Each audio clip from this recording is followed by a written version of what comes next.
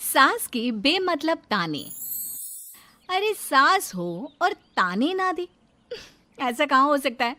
लेकिन क्या हो जब सास जरूरत से ज्यादा ही ताने देने लगे तो। सुन बहू, आज घर में कुछ खास मेहमान आने वाले हैं, तो लंच पर ये सब बना देना। ये पकड़ लिस्ट, और कुछ भी कम ज्यादा नहीं होना चाहिए।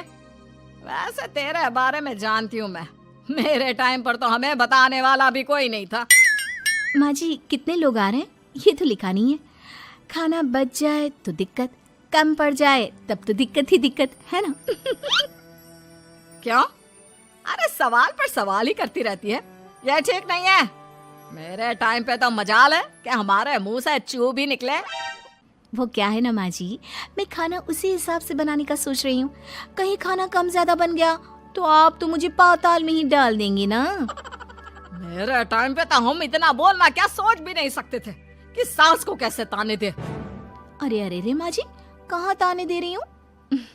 पर माँ जी इतना सारा खाना मैं अकेले कैसे बनाऊंगी। कोई हेल्प, कोई हेल्प।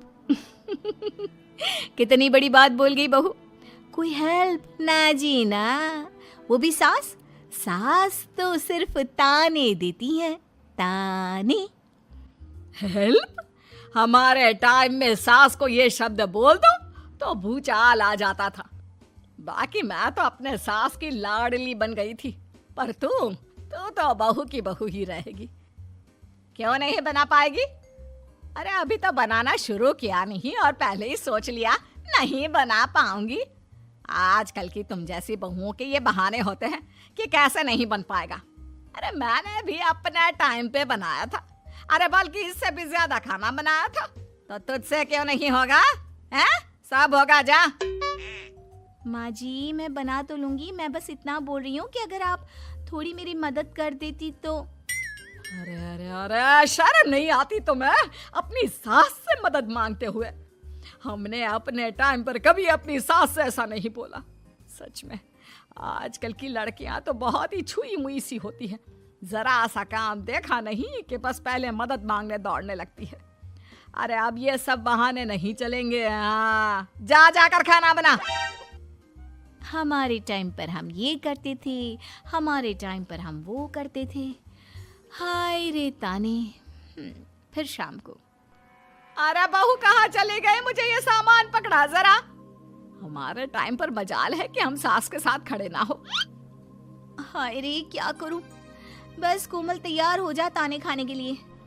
काश इस औरत के समय में मैं होती तो देखती ये क्या क्या करती थी अपने टाइम पर। माँ जी यही हूँ, बस चिंटू को पढ़ाना था। अरे हमने भी बच्चे पढ़ाए हैं हमारे टाइम पर, चिंटू को बाद में पढ़ाना। जा पहले वो कर जो कहा है। बहू बेचारी क्या करती, बच्चे को छोड़कर लग जाती है सास के साथ। हमारे टाइम पर ना। फिर तो सास बोली जा रही थी और बहू सुनी जा रही थी। अगले रोज। क्या हो गया चिंटू, क्यों रो रहा है? माँ कल कितना कहा था आपसे कि पढ़ा दो, लेकिन आपको तो मेरी पढ़ाई की कोई वैल्यू ही नहीं है। देखिए कितने कम नंबर आए। अरे कोई बात नहीं बेटा, फेल तो नहीं है ना।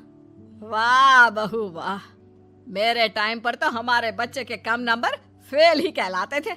ना पढ़ाती हो ना घर का काम करती हो। हमारे टाइम पर तो। सास की इस बात पर इस बार बहू का पारा हाई हो जाता है। वो सोच लेती है कि अब तो वो पति से बात करके ही रहेगी। अगले दिन। माँ जी सारी सफाई हो गई, मेरी कमर टूट रही है, मैं जरा सोने जा रही हूँ। सोना? अरे हमारे टाइम पर तो हम ये जानते भी नहीं थे कि आराम क्या होता है। पागल हो गई है क्या? रुक अभी, देख उस कोने में देख, मुझे कितनी धूल दिख रही है। और बिस्तर के नीचे तो देख कितना काला पड़ा है। और पर्दों के पीछे खिड़की पर देख जाले लगे हुए हैं, वो कौन साफ करेगा? ऐसी सफाई होती है क्या? जा फिर से कर। मैं तो घर में एक दिन का गंदगी नहीं आने देती थी, लेकिन जब से तू आई है घर की हालत ही खस्ता कर दी है। अरे माँ तो तू कहाँ गई? तू भी तो यही है। वैसे माँ मैंने कभी तुझे सफाई करते नहीं देखा। जब से ये आई है न जाने आप में कौन सा सफाई का कीड़ा चला गया है। हाय रे, हमारे टाइम पर तो पति कभी बीवी की तरफ से बोल दे तो समझो घर का बंटवारा, और यह घर तो मेरे ही नाम से है। तो बेटा निकल ले बीवी को लेकर। हमारे टाइम पर तो। अरे कैसी बात कर रही हो माँ, मैं तो बस मजाक कर रहा था। इतनी कम सैलरी में मैं कहाँ अलग रह सकता हूँ। माँ जी प्लीज़, मैंने अभी पूरा घर साफ किया है और इन जालों को झाड़ूंगी तो फिर से पूरी गंदगी हो जाएगी। फिर से सारे घर के झाड़ू। ना माँ जी ना। हमारे टाइम पर तो मैं दिन में 10 बार झाड़ू लगाती थी, हमने नहीं किया है क्या? मायके से कोई तो संस्कार लेकर आई होगी ना तू बहू, क्या कुछ भी नहीं। तभी पति आ जाता है। बहू पति की तरफ देखती है कि शायद वो उसे उसकी माँ के प्रकोप से बचा सके, लेकिन नहीं, उल्टा उस दिन की माँ की डांट की बात से तो पति के तेवर ही बदल जाते हैं। देखो माँ जो करती है करती रहो, माँ बड़ी है, जो कहती है सही तो कहती है। बस पति का ये कहना और बहू का पारा 7वें आसमान में। एक इनके भरोसे मैं सब सह रही थी, लेकिन आज तो इन्होंने मेरा ही साथ छोड़ दिया माँ के लिए। अब तो इन लोगों को सबक सिखाना ही होगा। फिर एक दिन, बहू ये कौन है और तुम्हारे साथ क्या कर रहा है? और ये हाथ, अरे हाथ छोड़ मेरी बहू का। कौन हो तुम? माँ जी वो कोई नहीं माँ जी, माफ कर दीजिए। बहू घबराने का नाटक करती है। अरे क्यों डर रही हो तुम? मैं हूं ना तुम्हारे साथ। आंटी जी, मैं इसका बॉयफ्रेंड हूँ और मैं इससे मिलना आया हूँ। कोई समस्या? बोलिए। बोलेंगी क्या? यही कि इनके टाइम पर तो इन्होंने न जाने कितने ही बॉयफ्रेंड बना बना कर छोड़ दिए हैं। क्यों माँ जी, यही कहने जा रही थी ना आप? अब क्या था, सास की बोलती बन। कैसे कहे कि उनके टाइम पर। बहू ये सब ठीक नहीं है। मेरे टाइम पर। हाँ हाँ आंटी जी, क्या आपके टाइम पर क्या? जरा हमें भी बताइए ना। अरे हमारे टाइम पर बॉयफ्रेंड कुछ नहीं होता था। सास की आंखों की शर्म होती थी। अरे पति के अलावा किसी और से बात भी नहीं करते थे हम लोग। ये क्या चल रहा है बहू? चल क्या रहा है आंटी? ये तो परेशान है आपके घर में आकर। आप हर बात पर इसे सुनाती रहती है, ताने माने। अब इससे बर्दाश्त नहीं होते तो मैंने सोचा क्यों ना मैं इसे अपने ही घर ले जाऊं, कम से कम आराम से तो रहेगी। वाह रे, हमारे वक्त में तो ऐसा नहीं होता था कि सास के ताने बर्दाश्त नहीं तो किसी और के साथ चली जाओ। अब नहीं होता तो नहीं होता माँ जी। मैं भी तो कल को अपनी बहू को कुछ अपने वक्त की सुनाऊंगी ना कि सास के ताने समझ में नहीं आ रहे थे अपने वक्त में, तो मैं अपने बॉयफ्रेंड के साथ चली गई। वाह, फिर तुम्हारी बहू को समझ में आएगा कि तुम कितनी मॉडर्न थी अपने वक्त में। अरे चुप, बिल्कुल चुप। क्या बकवास कर रहे हो तुम दोनों? तो क्या करे, पति को तो अपने घर की लालच दे रखी है, वो तो मेरे लिए बोलते नहीं, तो किसी के पास तो मैं रहूं ना शांति से। तभी पति आ जाता है। नहीं, दूसरा घर तो मैं ले सकता हूँ, लेकिन दूसरी बीवी नहीं। माँ वो कितने ताने सहेगी? मुझे मेरी गलती का एहसास हो गया है। चलो हम कहीं और रहेंगे। अरे नहीं, हमारे जमाने में। फिर माँ जी? मतलब मैं कैसे रहूंगी तुम लोगों के बिना? बहू मुझे माफ कर दे। ओके, कर दिया माफ। अच्छा ये तो बताओ कि ये लड़का कौन है? मैं इसकी मौसी का बेटा हूँ, मिलने आया था। अच्छा दीदी, बाय। समधी की शादी। इस कहानी की हीरोइन गंगा है, जो अपनी समधन की मौत के बाद अपने समधी के अकेलेपन को समझते हुए समधी की दूसरी शादी करवाती है। लेकिन उसकी बहू इस बात से बिल्कुल खुश नहीं होती।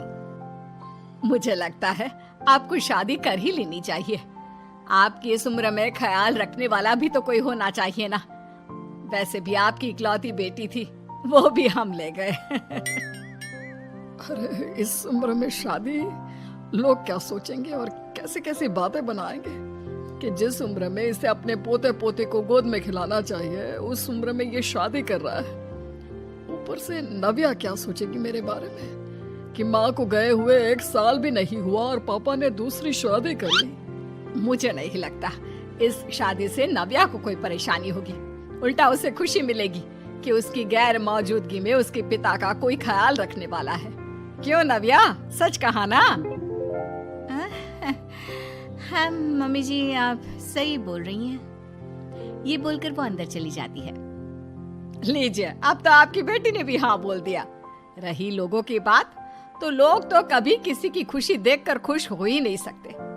अगर आप लोग खुश रहेंगे तब भी वे बातें बनाएंगे, और अगर आप दुखी भी रहेंगे तब भी बातें बनाएंगे। इसलिए अच्छा यही होगा समधी जी कि आप उनके बारे में सोचना छोड़ ही दीजिए। समधी को सास की बात सही लगती है। वो भी सोच लेते हैं कि बच्ची जिंदगी के लिए कोई हमसफर बना ही लेंगे। आप ठीक बोल रही हैं। जब मेरी प्यारी बिटिया नव्या और उसके ससुराल वालों को मेरी इस उम्र में दूसरी शादी से कोई दिक्कत नहीं, तो परेशानी कुछ है ही नहीं। ऐसे ही सास समधी की दूसरी शादी करवाती है और फिर समधी के घर आ जाती है बहू की नई माँ। कुछ दिनों के बाद बहू अपने मायके अपने पापा और नई माँ से मिलने आती है। मेरा बच्चा कितने दिनों बाद मुझसे मिलने आई है। इधर बैठ, मैं तेरे लिए कुछ अच्छा सा बना कर लाता हूँ। तेरे फेवरेट पास्ता खाएगी ना? पापा आप क्यों? वो कहाँ है? उनसे बोल दीजिए आप मेरे ही पास बैठकर बातें कीजिए ना। उन्हें क्यों लेकर आए? कोई चैरिटी थोड़ी ना कर रहे हैं। इस उम्र में घर मिल गया, और क्या चाहिए?